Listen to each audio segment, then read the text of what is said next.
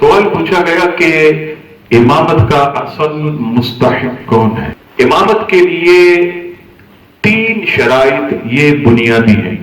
سب سے پہلے تو وہ سنی صحیح العقیدہ ہونا چاہیے، اس کے عقیدے میں کوئی فساد نہ ہو۔ دوسری چیز جو ہے فاسق معلن، یعنی اعلانیہ گناہ نہ کرنے والا ہو، جیسے داڑھی اس کی پوری ہو، پتا چلے کہ اس کی داڑھی 1 مٹھی سے کم ہے، داڑھی میں کینچی مارتا، خشخشی داڑھی ہے، اسی طرح شیو کرتا اور تھوڑی تھوڑی بڑی ہوئی ہے اور مصلی پر آن کر کھڑا ہو گیا، یا اس کا گناہ کرنا عام ہے، جیسے آپ دیکھیے کمپنیز میں یا کالجز میں یہ ہوتا ہے کہ لڑکیوں کے سامنے کھل کھلا کر باتیں کر رہے ہوتے ہیں، یہ تو اعلانیہ گناہ۔ اور جب نماز کا وقت ہوتا ہے تو ایسے جو ہے ایسا لگتا ہے زمزم شریف سے نہا کر یہ آئے ہیں اور مصلی پر جو ہے وہ بے دریغ کھڑے ہو جاتے ہیں۔ تو فاسق معلن یعنی اعلانیہ گناہ کرنے والا نہ ہو۔ اور تیسری شرط جو ہے وہ یہ ہے کہ مسائل دینیہ جانتا ہو۔ اگر اسے مسائل ہی نہیں پتا کہ کن چیزوں سے نماز ٹوٹ جاتی ہے، کن چیزوں سے نماز نہیں ٹوٹتی،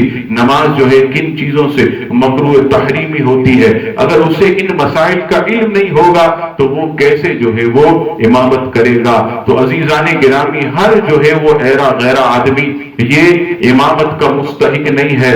وہ شخص امامت کا مستحق ہے جو سنی صحیح العقیدہ ہو اور گناہوں سے وہ بچتا ہو، فاسق معلن نہ ہو اور مسائل کا جاننے والا ہو۔ لوگوں نے اس کو بڑا آسان سمجھ لیا۔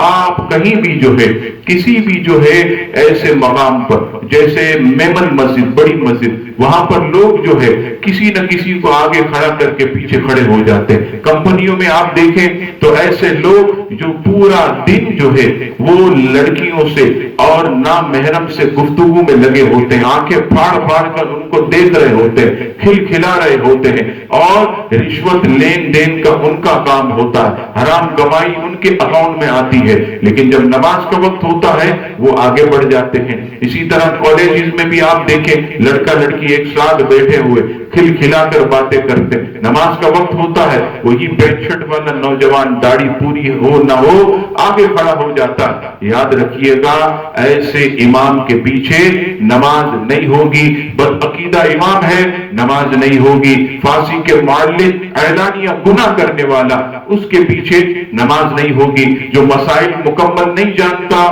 نماز کے، اس کے پیچھے بھی نماز نہیں ہوگی۔ اللہ تبارک و تعالی ہم سب کو مسائل دینیہ سمجھنے کی توفیق عطا فرمائے۔ واللہ تعالی عالم ورسولہ عالم۔